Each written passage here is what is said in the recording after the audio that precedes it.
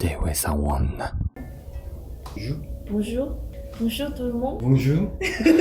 대회사원입니다.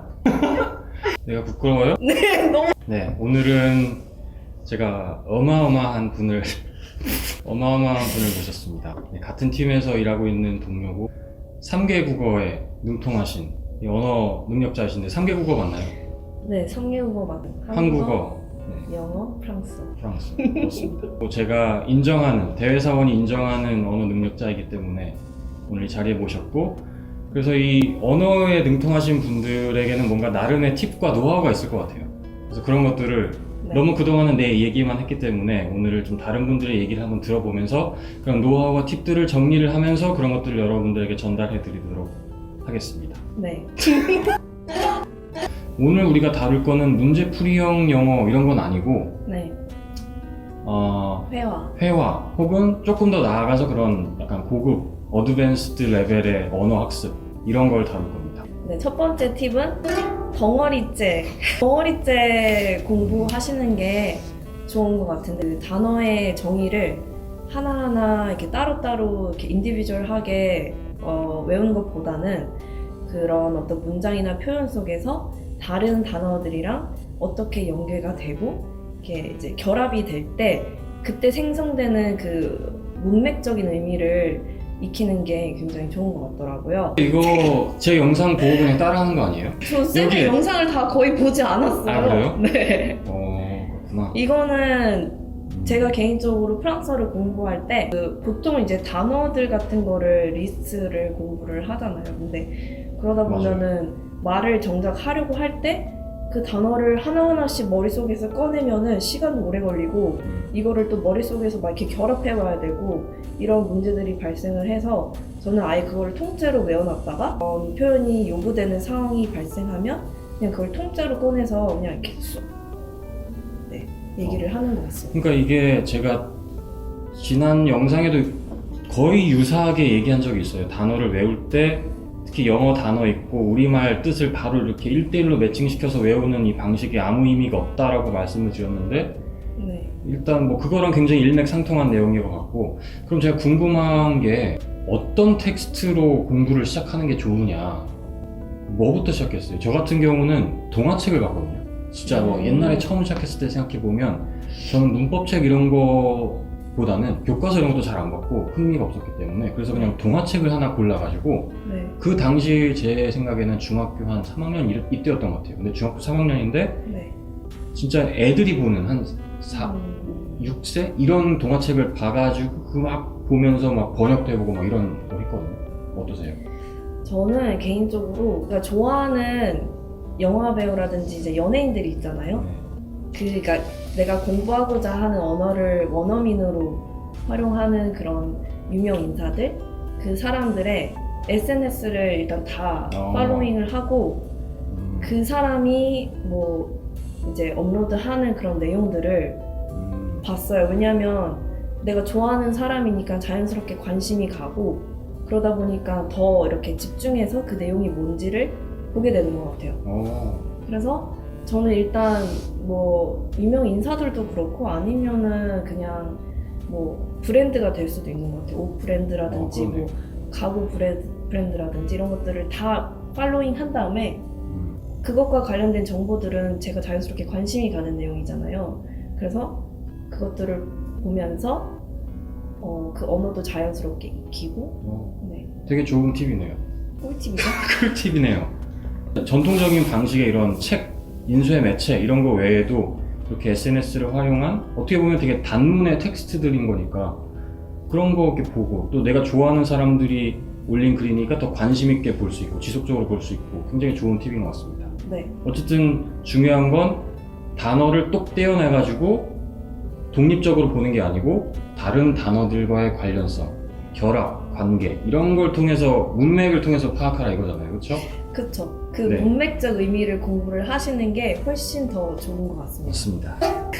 네. 네. 그럼 두 번째. 두 번째 팁은 이제 롤모델이라고 하는데 저는 언어적 롤모델이라고 해서 아까도 말씀드렸다시피 본인이 평소에 좋아하는 연예인, 뭐 유명 인사들, 뭐 정치인이 될 수도 있고 이런 사람들을 선정을 한 후에 그 사람의 인터뷰 영상이라든지 이 언어적 롤모델이 구사하는 표현을 이제 덩어리째로 공부를 하시는 건데 이렇게 따라해 보는 거예요. 그러니까 본인이 좋아하는 사람이니까 당연히 또 이렇게 닮아가고 싶고 이런 것들도 있어서 따라해 보면서 뭐 소리를 약간 이미지화 시키는 거죠. 그 사람이 어떤 동작으로, 어떤 표정으로, 어떤 이제 높낮이로 그 표현을 했는지를 약간 시각화 시키면 이게 머릿속에 더 쉽게 저장이 되는 것 같아요.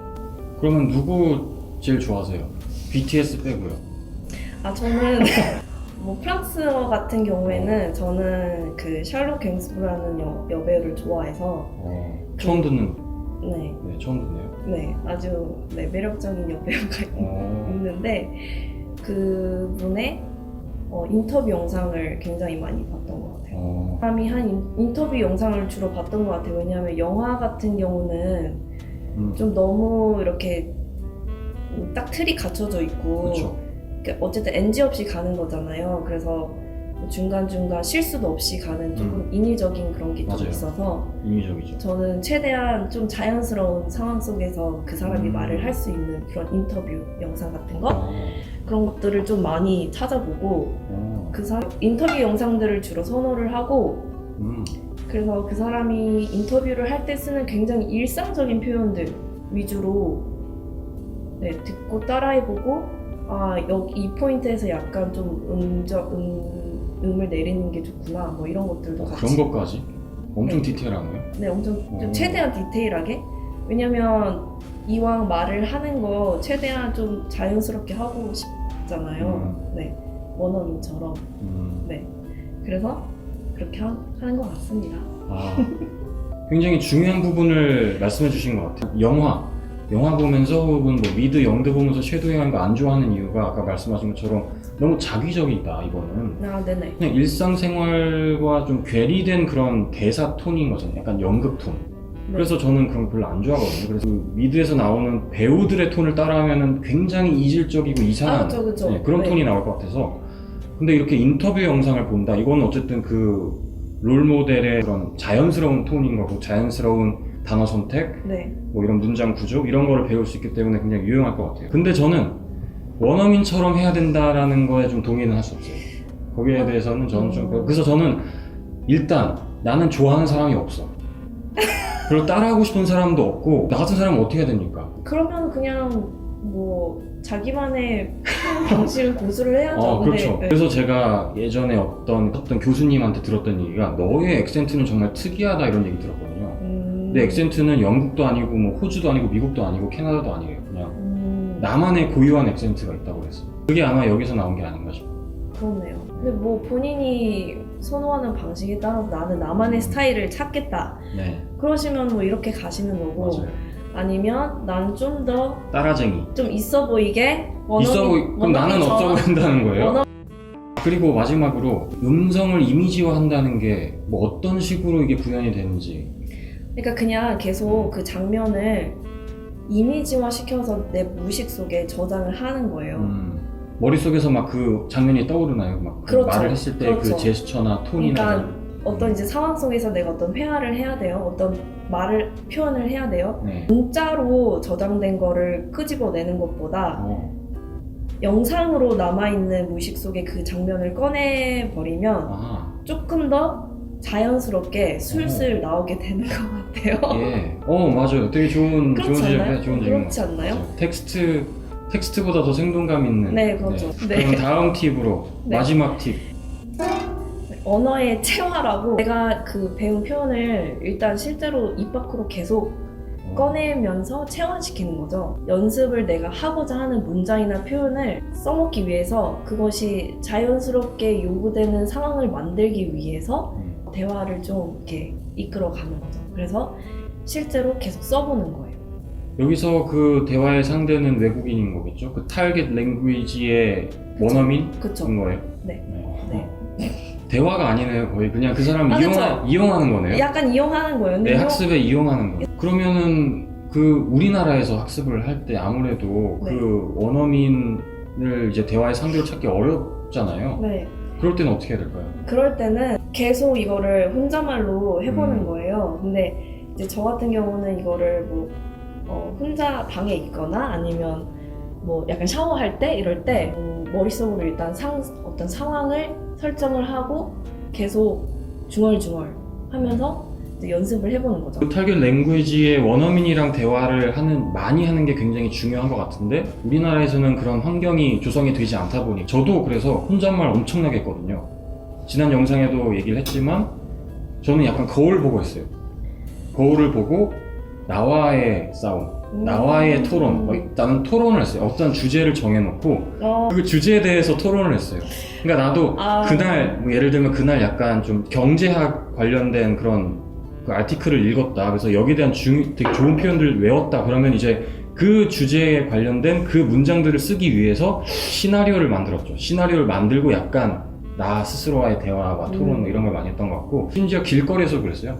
길거리 그냥 지나갈 때도 혼자 막 중얼중얼 막 거리면서 그래도 막 지하철에서 막 혼자 중얼중얼거리고 대인관계 문제가 생기서 좋은 방법인 것 같아요. 계속 중얼중얼 하면서 맞아요. 사실 저는 밖에서는 그렇게는 못하겠더라고요. 근데 집에 있을 때는 계속 뭔가를 읽거나 소리내서 읽거나 저는 뭐 SNS 할 때도 다 관련된 계정을 팔로잉 해놨다고 했잖아요.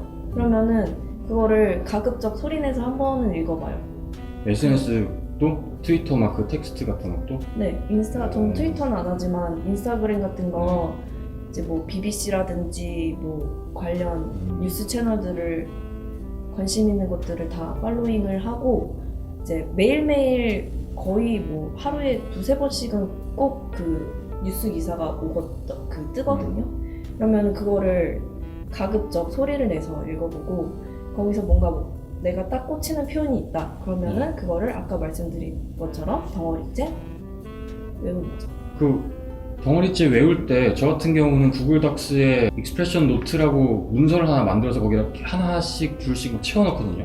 지금 거의 좀 100페이지가 넘어가고 있는데 어떻게 하세요 그거? 저는 좀 귀차니즘이어가지고 그렇게까지는 안 하고요. 그냥 그 순간에 집중을 해서 그걸 따로 뭐 어디 구글 덕스에 뭐 저장해 놨다가 근데 어차피 그렇게 해봐도 안 보지 않아요. 근데 저는 계속 봐요. 저는 그런 걸 못 봐가지고 저는 그래서 구글 덕스에 이렇게 해놓고 그러니까 막 단어가 전체는 생각은 안 나도 막 스펠링 몇 개는 생각난단 말이에요. 그러면 그거를 검색을 해봐요. 그 구글 덕스 내에서. 그럼 그걸 찾아내가지고 이거였지 하면서 그걸 또 이렇게 써서 직접 써보기도 하고 저 업무할 때도 그렇게 하거든요. 되게 좋은 표현 우리 뭐 본부에서 이메일이 못 봤어요. 근데 이메일의 내용이 너무 막 문장이 너무 수려한 문장이 나왔다. 그럼 일단은 복사해놓고 한번 딱 문도장 찍어놓은 다음에 이제 구글 덕스에다가 저장해놓고 딱 생각났어. 그 문장 중에 이런 단어 있었던 것 같은데 한번 검색을 해보고 이제 딱 그걸 다시 써보는 거죠.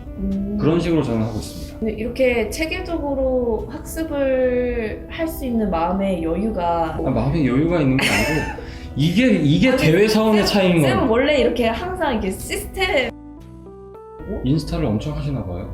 좀 언어 학습에도 참 많이 도움이 되는 것 같아요. 맞아요. 인스타그램이 인스타그램의 그런 단문 텍스트 그리고 이미지까지 이게 딱 돼버리니까 텍스트의 내용이 무조건 이미지랑 같이 연동될 수밖에 없는 그런 구조인 것 같아요. 그쵸. 영상이랑 이미지랑. 꼭 언어를 배우기 위한 목적이 아니더라도 그냥 습관처럼 하는 것이잖아요. 그렇죠. 습관처럼 매일매일. 네. 그러다 보니까 그 안에서 자연스럽게 이제 언어 학습이 맞아요. 들어와 있는 거죠. 특정 언어를 공부해야겠다 딱 마음을 먹어가지고 막 억지로 책상머리에 앉아서 이렇게 공부를 하는 게 아니고 정말 자연스럽게 SNS를 통해서 정말 내 생활의 일부가 되는 그런 방식의 이런 언어 학습이 굉장히 중요한 것 같아요.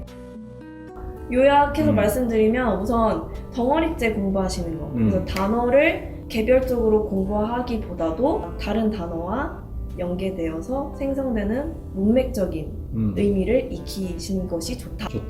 두 번째는 언어적 롤 모델을 선정하시고 그 사람의 어투, 억양, 뭐 표정까지 다 이렇게 따라해 보시면서 약간 소리를 이미지로 저장을 해두시는 게 좋다. 마지막 언어를 체화한다. 계속 써먹어 본다. 다른 사람을 이용해서라도 그 대화 속에서 사용해 보고 아니면 그냥 혼자 있을 때 계속 중얼중얼 거리면서. 그래서 이거를 크게 보면은 팁 1번과 2번 이거는 약간 인풋 쪽에 좀 더 가까운 것 같고요. 그래서 뭔가 하는 거죠. 네. 외부로부터 입력을 하는 거고, 이제 3번 그게 아웃풋까지 연결되는, 그래서 인풋과 아웃풋, 이것의 적절한 조화.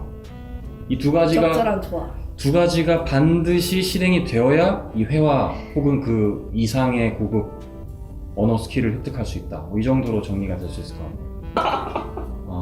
어떠셨어요? 첫 출연인데 어떠셨습니까? 너무 영광스럽고 그렇죠. 통편집만 안 되면 좋겠습니다. 너무 근데 되게 좋은 말씀 너무 많이 해주셔가지고 많은 분들이 도움을 얻으실 것 같고 저도 얻은 부분이 많은 것 같아요. 다음 영상에서 만나요.